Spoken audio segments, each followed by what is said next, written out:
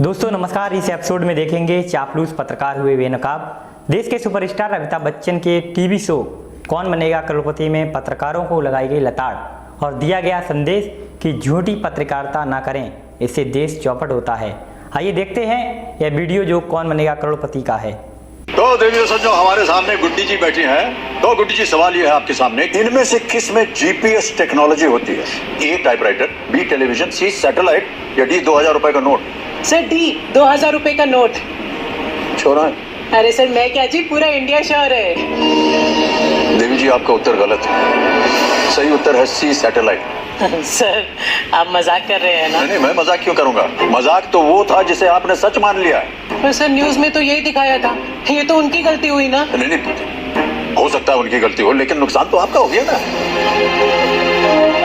तो देखा आपने देवियों सज्जनों, ज्ञान जहां से भी मिले बटोर लीजिए, तो पहले जरा टटोल लीजिए। गजब है दोस्तों, आपने देखा कि किस प्रकार चापलूस पत्रकार इस वीडियो के द्वारा बेनकाब किए जा रहे हैं, उन्हें जलील किया जा रहा है। झूठे ज्ञान और फालतू की पत्रकारिता से कैसे समाज बर्बाद हो रहा है और इस वीडियो में जो दिखाया गया है वो सच है। समाज के बच्चे, समाज के बड़े बुजुर्ग इन्हीं चैनल पर हो रहे फर्जी डिबेट, फर्जी खबरबाजी से अंधकार में जाते दिख रहे हैं। आपको दिव्य ज्ञान देने वाला एक वीडियो दिखाते हैं जो आज तक के चैनल की सबसे बड़ी मशहूर पत्रकार का है। आपने इस वीडियो में देखा कि इन्हीं फर्जी ज्ञान के चलते देश बर्बाद हो रहा है। देश में मुद्दों की बात नहीं होती है, बस सिस्टम की चापलूसी, सिस्टम की वाहवाही। पत्रकारिता का मतलब होता है सवाल पूछना, सरकार के कामों की जानकारी जुटाना, योजनाएं कहां तक पहुंची हैं, योजनाओं का क्या हासिल हुआ है, उन पर बात करना। लेकिन क्या हो रहा है ये आप सब जानते हैं। आप स्क्रीन पर देखिए, यह भी एक बड़े पत्रकार हैं जिन्होंने देश का नाम रोशन किया है। इन्होंने भी कहा था कि 2000 के नोट में चिप है। उन्होंने अपनी बुद्धिमत्ता का परिचय दिया था। उन्होंने यह भी कहा था कि 2000 के नोट को अगर दफना दिया जाए तो सैटेलाइट पहचान लेगा। लेकिन अब ये सभी पत्रकार कौन बनेगा करोड़पति में जलील हो रहे हैं। जैसा कि आप जानते हैं कि कौन बनेगा करोड़पति का अगला सीजन जल्द ही आने वाला है। उसके अंदर विज्ञापन में उन पत्रकारों का नाम वगैरह लिए किस तरह जलील किया जा रहा है आपने वीडियो में देख ही लिया, और एक बार फिर से यह वीडियो देखिए।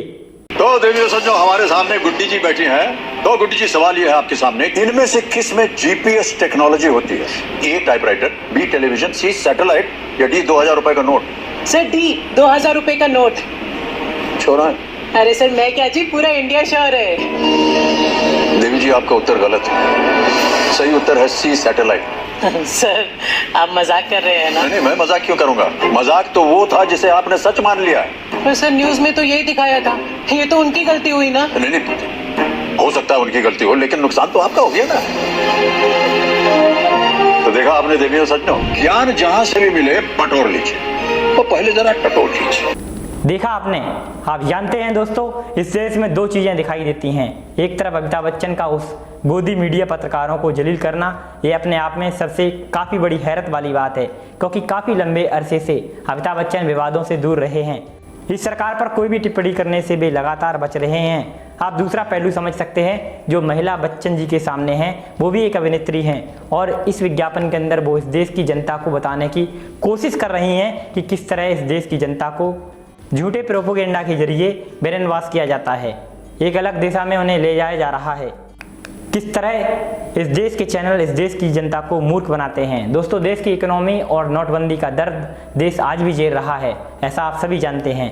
क्योंकि करेंसी इसलिए बदली गई थी कि फर्जी करेंसी से देश को निजात मिल सके और करप्शन पर रोक लगे। लेकिन हुआ क्या, देश में आज भी नकली नोट मिलते रहते हैं। करप्शन पर रोक कतई नहीं है। बड़े बड़े घोटाले हो रहे हैं और घोटालेबाज देश छोड़कर विदेशों में बस रहे हैं।